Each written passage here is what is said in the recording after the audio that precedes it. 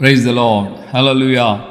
దేవునికి మహిమ కలుగును గాక. క్రీస్తునందు నా ప్రియమైన దేవుని బిడ్డలైన మీ అందరికీ ఉదయకాలపు శుభములు తెలియచేస్తున్నాను. మన ప్రభువైన యేసయ్య ఇంతవరకు మనల్ని కాపాడుతూ తన ఆత్మ ద్వారా మనకు చక్కటి సంరక్షణ అనుగ్రహిస్తున్నాడు. మన యొక్క మార్గాలు, మనం బయటికి వెళ్తున్నా, ఇంటికి వస్తున్నా, మనకు, మన కుటుంబానికి, మన పిల్లలకి, మన యొక్క ప్రతి పనికి దేవుని కాపుదల, సంరక్షణ ఆయన అనుగ్రహిస్తూనే నడిపిస్తూ వస్తున్నాడు. ప్రియమైన దేవుని బిడ్డలారా, ఈ విధంగా ఆయన కాపుదల భద్రతతో మనం అనుదినము భద్రపరచబడి ప్రభు సన్నిధిలో ముందుకు కొనసాగించబడడానికి ఆయన కృపయే కారణం.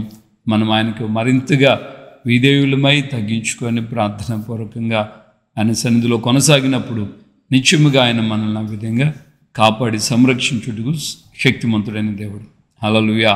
సో మన దేశంలో హైందవ పురాణాల గురించి మనకు చాలా విషయాలు తెలుసు. మన భారతదేశంలో హైందవుల పురాణాలు ఉన్నట్లుగానే ఇతర దేశాల్లో కూడా, ఇతర ప్రాంతాల్లో కూడా వాళ్ళ పురాణాలు ఉన్నాయి.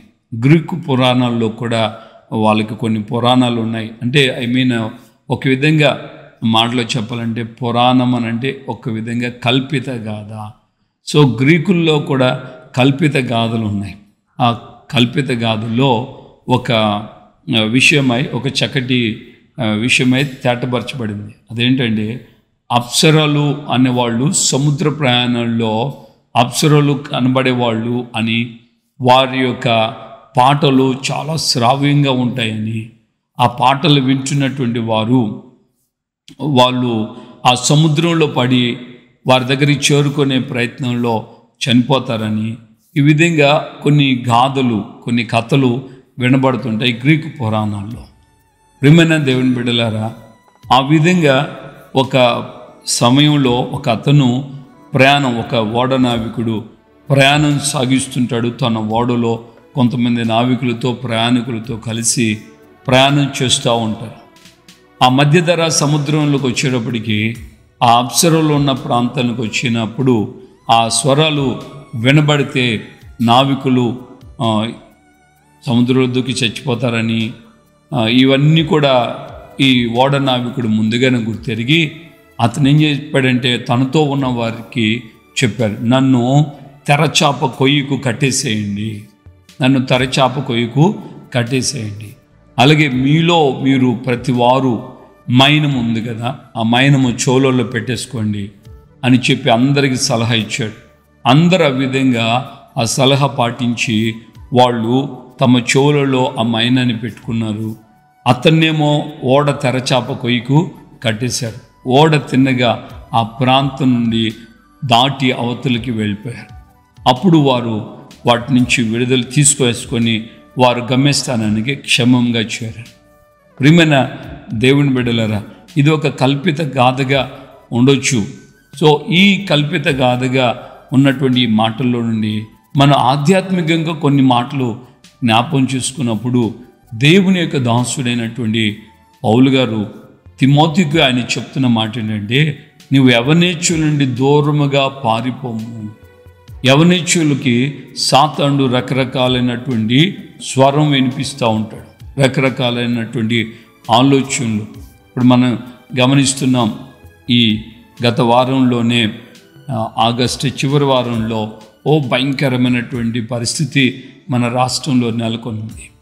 ఆ యొక్క గుడివాడ పరిసర ప్రాంతాల్లో ఉన్నటువంటి ఆ కాలేజీలో 300 మంది యవ్వన పిల్లలు, ఆ యొక్క కాలేజీలో ఇంజనీరింగ్ చదువుతున్న పిల్లల యొక్క వాష్రూమ్లలో పెట్టినటువంటి హిడెన్ కెమెరాస్, సీసీ కెమెరాస్, అవన్నిటిని బట్టి వారి జీవితాలు ఎంతో ఘోరంగా అవన్నీ అయిపోయాయి అని మనం విన్నాం. సర్క్యులేట్ అయింది మన రాష్ట్రం అంతా కాదు, దేశమే కూడా ఈ విషయమంతా కూడా ప్రాపగండ అయింది. సో ఇక్కడ మనం గమనిస్తే దీని అంతటికి మూలాన్ని గమనిస్తే ఒక అమ్మాయి, ఒక అబ్బాయి, వాళ్ళిద్దరి మధ్య చిగురించినటువంటి ఈ యవన ఇచ్చలు, యవన ఇచ్చ, అది ప్రేమ కాదు, ఇచ్చ, యవన కాలపు కోరికలు.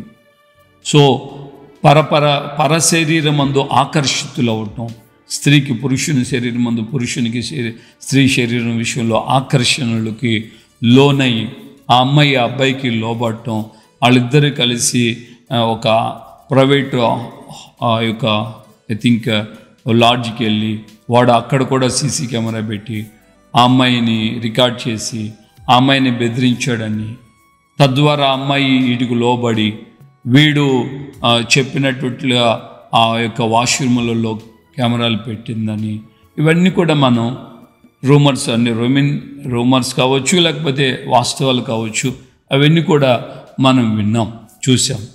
ఇక్కడ నేను ఏం చెప్తున్నా అంటే, యవనిచ్చులు అనేది సాతానుడు యవన కాలంలో ఉన్నటువంటి వ్యక్తులకి చాలా ఘోరంగా వాడికి శ్రావ్యంగా వినిపిస్తాడు. అది ఘోరమని తెలియదు, శ్రావ్యంగా ఉంటుంది, చాలా అసలుకి వినసొంపుగా ఉంటుంది. ఆ యొక్క సమయంలో పిలుపులు కానీ, స్వీటీ అనే పిలుపు మామూలుగా ఉంటుందా?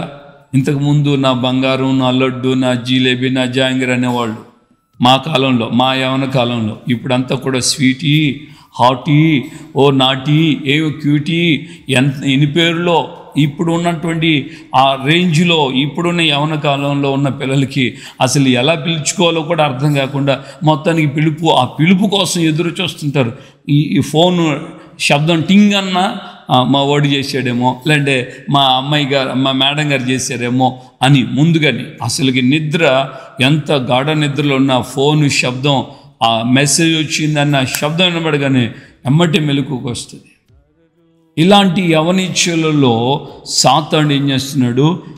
అనేక జీవితాలను అలాగా ఆ పాపంలోకి తీసుకెళ్తున్నాడు.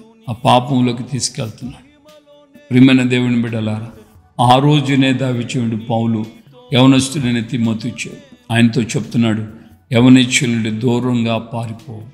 ఈ రోజున క్రైస్తవ పిల్లలు, క్రైస్తవ కుటుంబాల్లో సేవకుల పిల్లలు కావచ్చు, సంఘంలో ఉన్న సంఘ పెద్దల పిల్లలు కావచ్చు, సంఘంలో ఉన్న విశ్వాసుల పిల్లలు కావచ్చు, యవనిచ్చులతో ఎంత ఘోరంగా, ఎంత బహిరంగంగా, ఎంత పడితే అట్లా విచ్చలవిడిగా. నేను ఆ మధ్య ఒక ప్రాంతానికి వెళ్ళాను.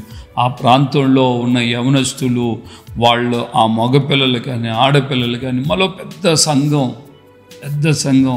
అక్కడ వాళ్ళని చూచి నా హృదయం ఎంతో పరితపించి, ఒక్కళ్ళు దైవభక్తి, ఒక్క ఆడపిల్లలో కూడా దైవభక్తి లేదు. మళ్ళీ అందులో సేవకుల పిల్లలు ఉన్నారు. ఎంత వల్గర్గా ఉంది వాళ్ళ బిహేవియర్ అంటే, అంత భయానకంగా. మళ్ళీ వాళ్ళందరూ కూడా ఇన్స్ట్రుమెంట్లు ప్లే చేసేవాళ్ళు ఉన్నారు, పాటలు పాడేవాళ్ళు ఉన్నారు. అసలుకి మామూలు కాదు వాళ్ళ యొక్క వ్యవహారం చూస్తుంటే. అదో రకమైన భిన్నమైన వాతావరణం, అదో భిన్నమైనటువంటి మినీ పరలోకం అన్నట్లుగా కూడా చెప్పవచ్చు. కానీ ఇక్కడ మనం గమనించాల్సిన మాట ఏంటంటే, యవనచ్చులతో యవన కాలంలో ఉన్న వాళ్ళ కోసమే కాదు, ఏ వయస్సులో ఉన్న సాతానుడు నీ చెవికి వినసొంపుగా వినిపింపజేసే ఆ అపవిత్రమైన స్వరాలు, పాపపు స్వరాలు, ఈ యొక్క లోక సంబంధమైనటువంటి వాటిని నువ్వు చోటిస్తే, నువ్వు నీ చివరికి నీ ప్రాణాన్ని వాడి చేతిలో అప్పగించుకునేంతగా నీ ప్రాణాన్ని వాడు లాగుతాడు, వాడు ఆకర్షిస్తాడు. మనందరికీ తెలిసిన వాక్యమే, అవ్వ సాతానుకు చోటించింది, వాడి స్వరానికి చోటించింది, వాడి మాటలకు చోటించింది.